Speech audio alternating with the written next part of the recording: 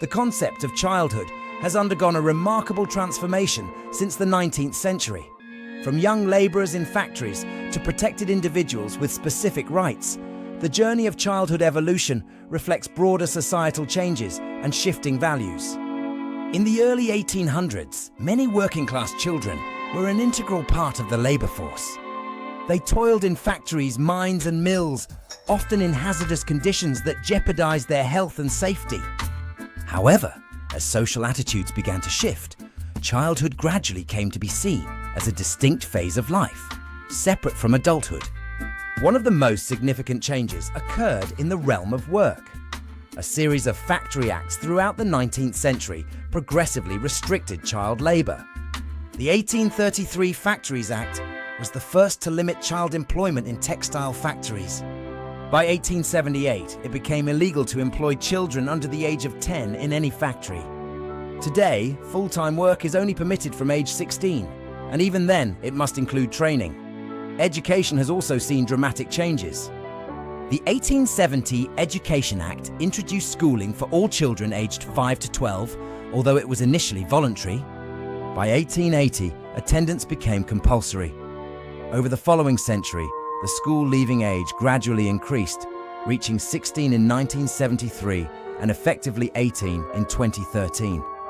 The government now invests nearly £100 billion annually in education, with children expected to attend school for 13 years. The medicalisation of childbirth and early childcare has significantly improved children's health outcomes. In contrast to the high infant mortality rates of the Victorian era, the National Health Service now provides comprehensive maternity and early childcare services. Pregnant women typically have a dozen antenatal appointments, and newborns undergo extensive health checks to monitor their development. Legislation has emerged to protect children from potentially harmful activities. Various age restrictions now apply to activities such as work, military service, and driving. The concept of children's rights has also gained prominence, with the United Nations Convention on the Rights of the Child outlining various entitlements for children, including the right to be heard and the right to education. Parents now invest more time and money in their children than ever before.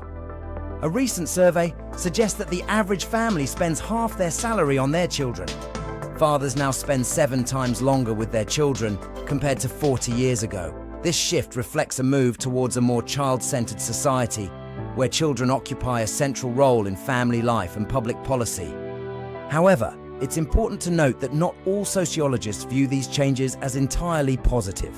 Some argue that recent technological changes have resulted in new harms to children, a phenomenon termed toxic childhood. Others suggest that parents may be overprotecting their children, leading to paranoid parenting. There are also concerns about persistent inequalities between children and debates about whether childhood itself might be disappearing in the modern world. In conclusion, childhood has undergone a profound transformation since the 19th century. From being economic assets expected to contribute to family income, children are now seen as individuals with specific needs and rights. While this march of progress has brought many benefits, it has also introduced new challenges, reminding us that the nature of childhood continues to evolve with our changing society.